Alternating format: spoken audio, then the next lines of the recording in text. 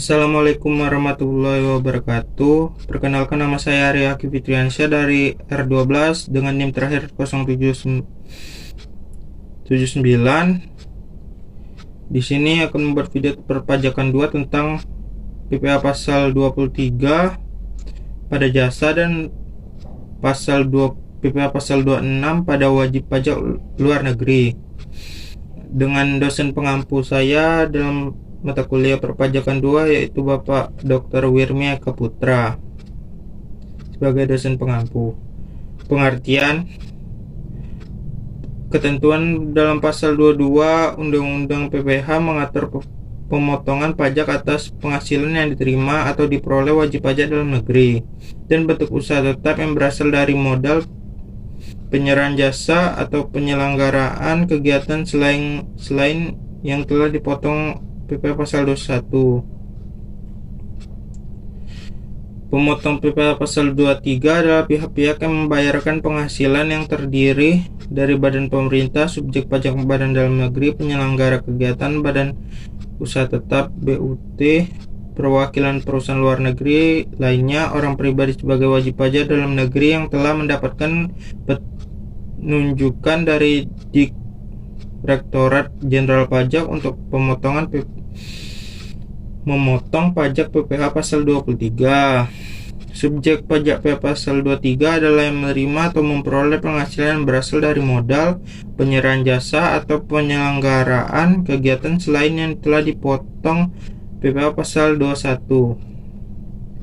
Terdapat 62 jenis jasa yang menjadi objek PPh pasal 23 tersebut yang telah ditambahkan oleh pemerintah. Jenis jasa tersebut tercantum dalam PMK nomor 141 PMK 0.03 2015.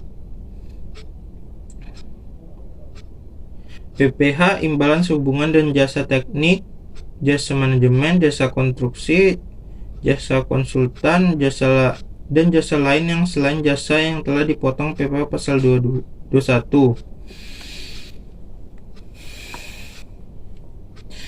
PPh pasal 23 ini biasanya terjadi ketika ada suatu transaksi, yaitu antara pihak memberi penghasilan atau pembeli dengan pihak yang menerima penghasilan atau penjual, di mana pihak yang memberi penghasilan tersebut selanjutnya akan memotong dan melamporkan PPh pasal 23 yang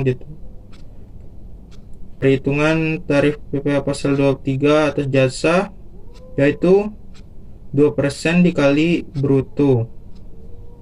Tarif pemotongan PPh pasal 23 terhadap jasa atau sewa, kecuali sewa dan penghasilan lain sehubungan dan persewaan tanah atau bangunan, yaitu 2% dikali bruto.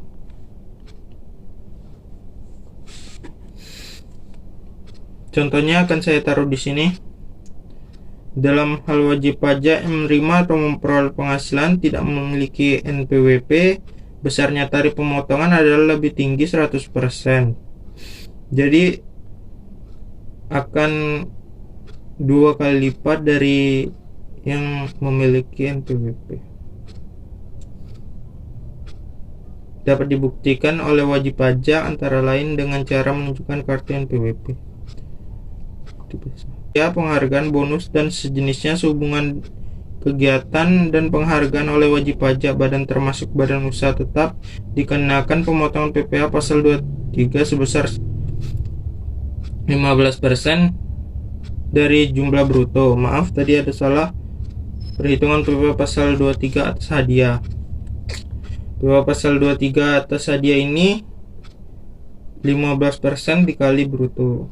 Contoh perhitungannya akan saya taruh di sini. Contoh perhitungannya, CV Perdana mendapat hadiah sebuah mobil senilai 300 juta sebagai distributor terbaik dari PT Arta Rata. PPh pasal 23 yang dipotong senilai 15% dikali 300 juta, jadi 45 juta rupiah. Banyak ya. Tarif pemotongan PPh pasal 23 terhadap dividen, bunga, royalti, dan hadiah, penghargaan, bonus, dan sejenisnya yaitu 15%. Sama halnya dan hadiah seperti contoh di atas.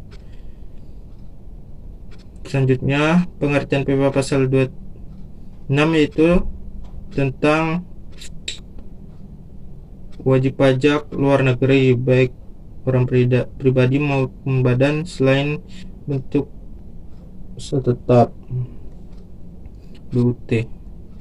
Subjek yang dikenakan pemotongan PPh ini adalah wajib pajak luar negeri yang menerima atau memperoleh penghasilan. Bentuk usaha tetap merupakan subjek pajak yang perlakuan pajakannya dipersamakan dengan subjek pajak badan negara domisili dari wajib pajak luar negeri selain menjalankan usaha atau melakukan kegiatan usaha melalui bentuk usaha tetap di Indonesia.